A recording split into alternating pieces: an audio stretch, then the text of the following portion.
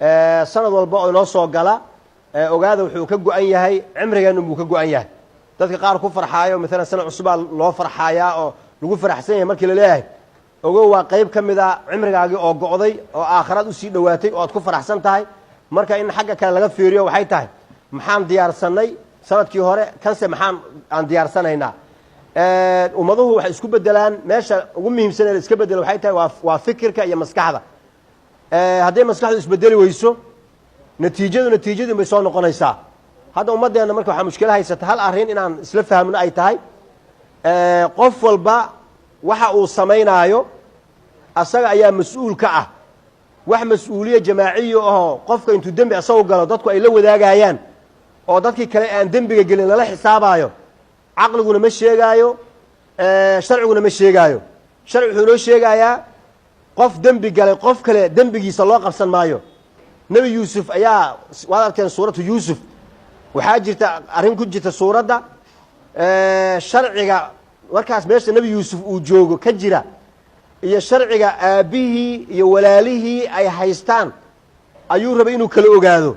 si uu ugu qaado arrin uu raba inuu samaysto oo ilaahay uu waafajiyey wiil yaroo asaga la dhashay oo isku bah ay yihiin yaa wuxuu rabaa safar walaalihii kale inuu ka reebto oo wiilku uu la jooga asaga ayaguna ay baxaan si toos hadduu u reebto markuu yidhahdo wiilkan waan iska reebtay way fahmayaan wuxuu yahay wayna isweydiinayaan laakiin si xeelada ay ku jirto ayuu u sameeyey intuu marti qaaday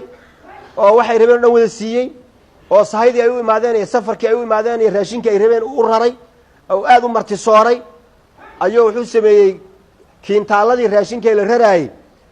riti ayaa lagu raraayey ritigii uu watay wiilka isku hooyada yihiin ee yarka ah yaa galaastii wax lagu beega ayaa loo dhexgeliyey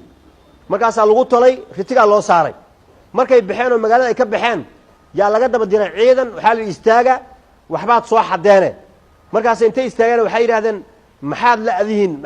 maxaan soo xadnay leanna ma ogeyn wax soo xadeen waxna mayna soo xadin markaasay dhaheen maxaan aad naga rabtaan nagu haysataan markaasa waxay dhaheen waxaan la'nahay waad xadeen lama dhahayo waxay dhaheen nafqidu suwaac almelik waxaan la'nahay oo og weynay galaastii uu boqorka wax ku beegaayo dadka loogu cabirayo ayaan weynaye bal inay idinka xaggiina soo martay iyo inay meel kale nooga dhacday iyo lama garanayo arrintaasaan raadinayna bal suga markaas waxay dhaheen diyaaraan nahay wakaas awrtan oo dhan wixii saaran hala fatisho markaase wuxuu yidhi waxaan weydiinaya hal su-aal oo ah haddii qof maalan uu alaab qaato oo si aan raalli looga ahayno ruuxii lahaa uusan siinin uu qaato ama uu waxado idinka sharciga idiin yaalla maxaad ku xukuntaan oo maxaad ku qaadaan markaas waxay dhaheen annaga sharciga noo yaalla wuxuu yahay ruuxii waxada waa la addoonsadaa maadaama xoolo islaameed uu qaatay intii uu qaatay in leeg ayaa lagu shaqaysanayaa waxaa leeyahay waxbaad haddii soo maaha ruuxii alaabta iska laha ayaa lagu wareejiyaa oo la qaado ruuxaan addoonso ku shaqayso xoolahaagii in la eg adigu lahaw ninkaas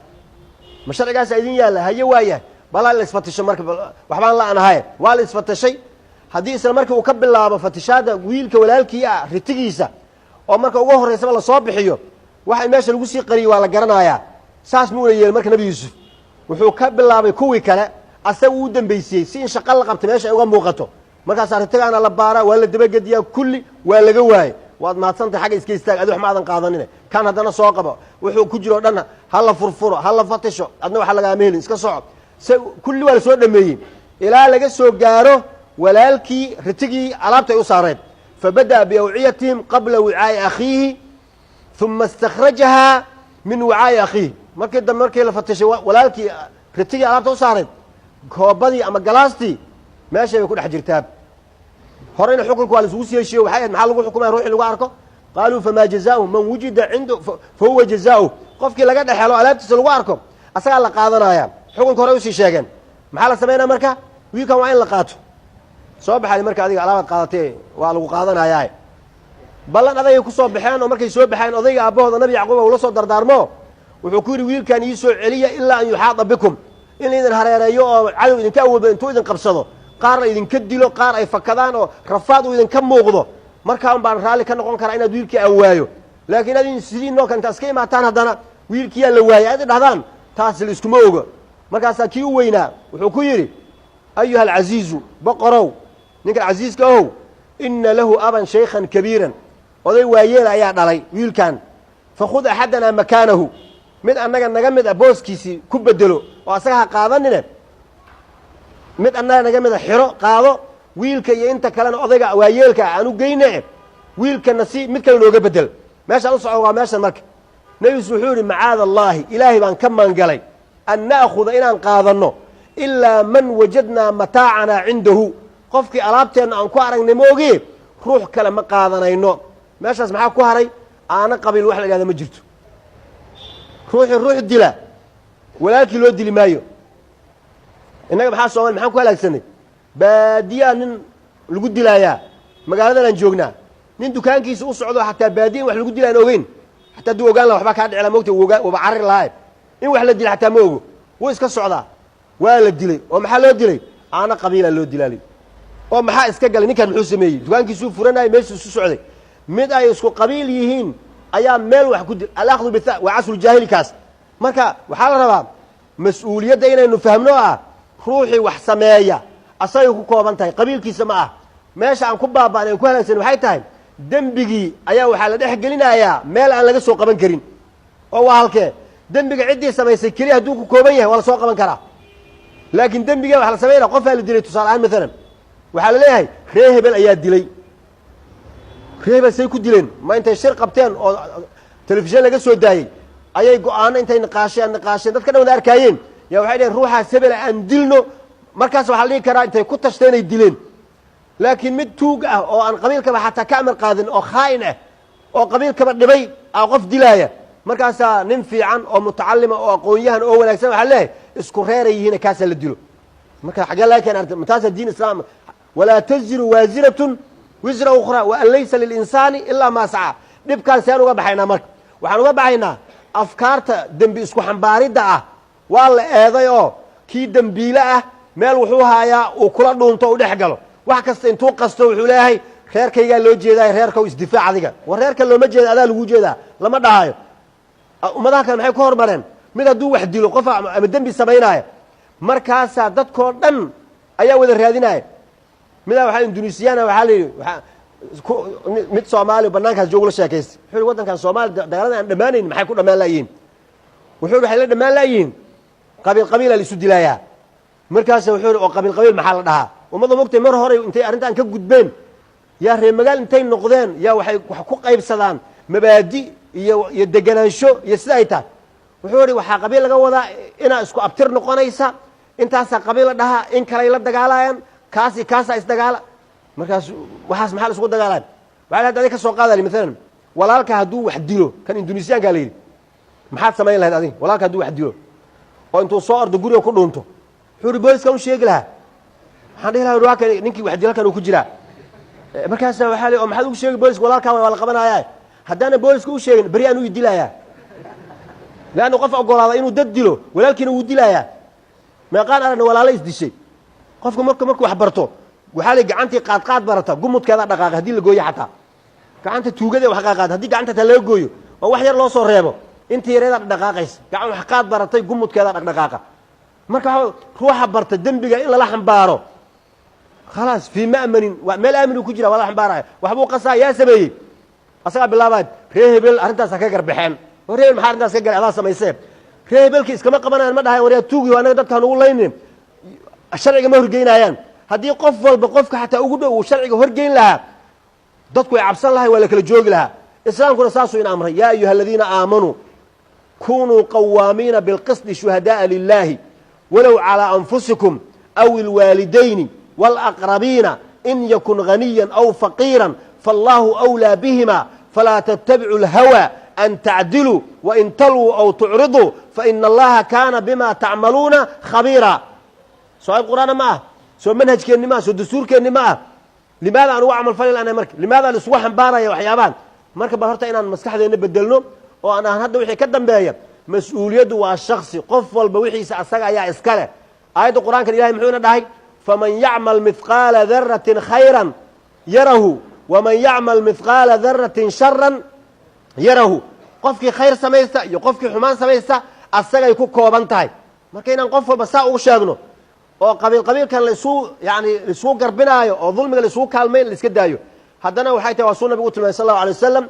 dacuuha qabyaaladda iska daayo nabigu iska dhaafa fa inahaa muntinatun way soo uraysaay waa bakti yani ruuxii ka shaqeeyana wuu soo uri waana la arkay haddaad aragtaan ruux qabiil u ololaynaya aakhirkiisa fiila meeshuu ku dambeeyo waana la arkay wax ma noqonaayo soomaalina cudurka kala gaami waa kaas lixdameeyadii markii isticmaalkii la dagaalayay oo ummaddu inay ummad noqoto dhibkaa waa un haystay un waxaa laga garanayaa suugaanta soomaalida iyo taariikhdeeda suldaan timacadda markuu leeyahay dugsi male qabyaaladii waxay dumise mooyaane wuu arkay moogtahay lanna qabiilkiia hoos usii kalama baxaaya ree hebel jufe hebel jufe hebel juf salkuu tegaya marka ummadda waxaa rabaa in kor laga qabto marka muslimnimo inama almu'minuuna ikhwatun almuslim akhulmuslim haddii hoos loo soo dego intii isku meel degan oo isku qowmiyad ah in la yidhahdo maalan shucuuban shacbiga wa qabaa'ila waxaa loogu talagalay ay tahay litacaarafuu maxaa lagu kala fiican yahay ina akramakum cinda allaahi atqaakum se loo kala cabsi badan yahay qofku waa in lagu karaameeyo waxa uu ummadda kusoo kordhinayo marka hadda inna waxaynu u baahan nahay yacni khilaafka siyaasiga ah wuu dhib badan yahay dad oo hawshaasi ayaga raba mar walba inay bulshada kusoo dhex tuuraan khilaafada ayaa mar walba jiraaya laakiin ma ka shaqayn karnaa musaalaxa ijtimaaciya yacni nabadgelyo si loo helo bulsho walaalo ah inaan abuurno bulsho walaalo ah oo qofka kale ee muslimka ee soomaaliga ah inuu walaalki yahay dad iskhilaafay hadday iskhilaafeen ayagu waa soo heshiiyeen laakiin mushkilada ugu dhacda waxay tahay dad odayaal ah ama siyaasiyiin ah ama waxbaa iskhilaafaya khilaafkooda intay soo raraan yay dhallinyaradii kusoo dhex tuurayaan dhallinyaradii ayaa islaynaysa dhallinyaradaas islaynaysaaye haddii la weydiiyo idinku maxaad isku haysataan kama jawaabi karaan leanna waxay isku haystaan ayagu ma aynan samaynin meel kale laga sameeyey bes odayaashii ama siyaasiyiinta hadday heshiiyaanna shiraa la qabtay saasa arrintii waxaa le xabad joojinaa la dhahay dhallinyaradii waxaa leeyahay xabadda iska joojiya waa la heshi marka la heshiinayna looma sheegaayo marka la isdagaalana looma sheegaayo marka qofkii wuxuu noqonayaa hadduuna aqoon iyo cilmi una lahayn sida aaladda oo kale soomaalkan telefishinka soomaalka ama dhalada waa qalab waa aalad bahal yaroo waxaa lagu xukumaa la yidhahdo remote control remote-kaasi hadba meeshaad ku saarataa lambarku maa u taabaneen lambar 10 kuu soo baxaaya lambar 8 kuu soo baxaaya dhallinyaradeenni maanta waxaa laga dhigay marka sidii dhaladii oo kale waa la taabana dhag way isdagaaleen dhag way joojiyeen dhag way maskaxdii qofku uu ku fikiri lahaaba qof kale ay u saaran tahay marka maskax kale ha ku shaqaynine aduu maskaxdaada ku shaqay maxaa yeelay adiga adduunyadana adaa mas-uul iska ah camalka aad adduunyada ku samaysana xisaabtiisana adaa aakhare ilahay hortiisa lagu weydiinayaa aakhare kama jirto ree hebel oo hal mar miisaan kale wada saaraayo oo intay culimmadaada soo hormarsiiyaan culimmada tukatee hormara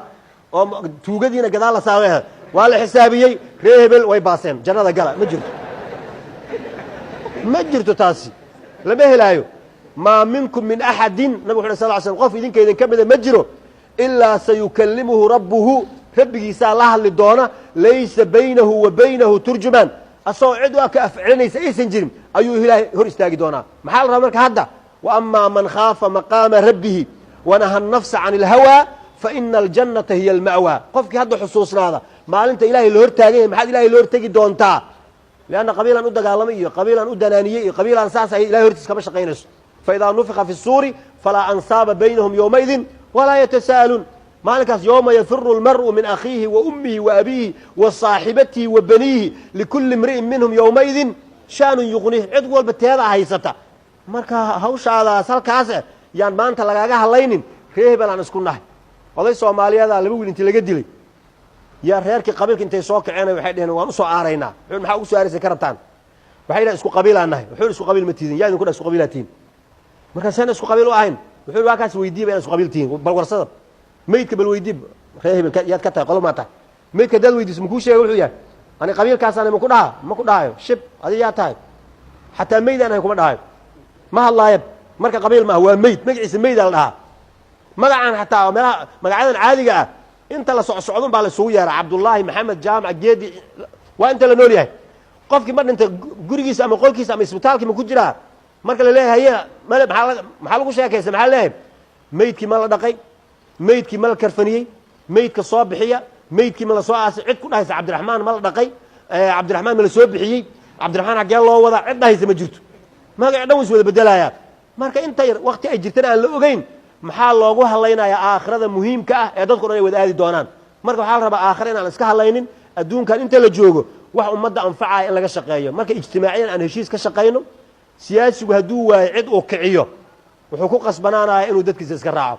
laakiin maalinka uu helaayo mujtamac xumaatada yani jecel waa midda uu ka hela xumaatadu ku kicinaya marka waxaa la rabaa xumaato inaan garab la isku siinin aayaddan qur-aanka aan qaadano qabiilka iyo wixii ku saabsan watacaawanuu cala albiri waataqwa walaa tacaawanuu cala alithmi waalcudwaan laakiin innaga aayadda qaybta hore kaanaha inaysan ina khusaynin haddii la yidhahdo reerka haye siyaasigoodu yidhahdo haye isbitaal aan idiin dhiso jid aan idiin dhiso jaamacad aan idiin furo maba dhahaayo maba u socdoba xaggaas laakiin haye anigaa waxoogaa si igayna bal hub ha la soo raadiyo hubkii waa la raadina waxaan la isku ogaa walaa tacaawanuu cala alithmi waalcudwaan casrujaahiliya waxay ahaan jireen haddii mid ayaga ka dhashay uu soo qayla dhaamiyo yaa tol ah hadduu dhaho waxaan uu sheegaayo ma ina weydiin jirin daliil ma u haysaa waxaa laga yaba asaga inuu dadka soo dulmiyey bes dadku soo dulminaya dadu soo laynaaya xumaad soo qasaaya yaa reer tolkay ah buulaha ma dhahayaan maxaa lagugu haystaa maxaad samaysay ma dhahayaan laa yas'aluuna akhaahum walaalkood ma weydiinayaan